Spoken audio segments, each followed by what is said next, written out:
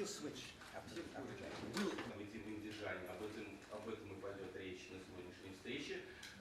That the scale of the killing and the deliberateness of the slaughter means that this can only be fairly classified as a massacre.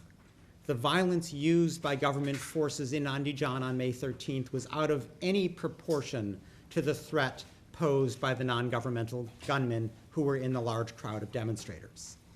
Second, the cover story that the Uzbek government has offered to explain the events of May 13th is completely false. It claims that only 170 people were killed when in fact hundreds were murdered.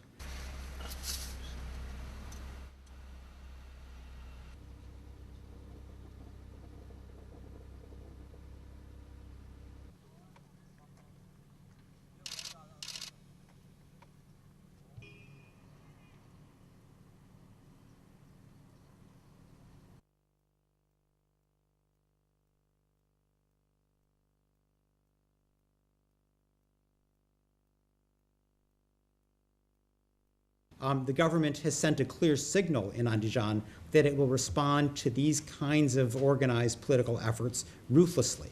It clearly has decided that the best way to avoid an orange revolution is to make clear that any attempt at political organization will be painted red with the blood of the demonstrators.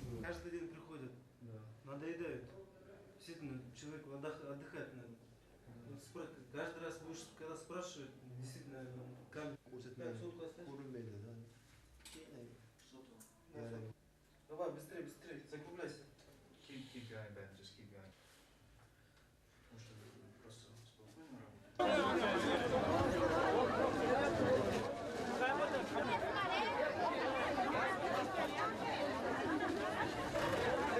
In this case, if the U.S. is willing to forsake its interest in a permanent base for the interest of finding out what happened here, if the European Union is willing to finally use the leverage of its partnership and cooperation agreement, if the Russian government is able to get beyond its fixation with investigating supposed acts of terrorism and instead look at this gross act of governmental slaughter, I think that combination should be enough to make Karimov to consent. It's difficult to see him being able to resist that kind of intense pressure.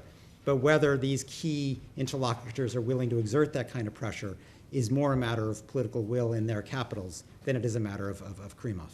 That we record in this report are reliable and that there is... Люди опрашиваются по одному, независимо друг от друга. Откровенный разговор. Позвольте пожелать дальнейших успехов.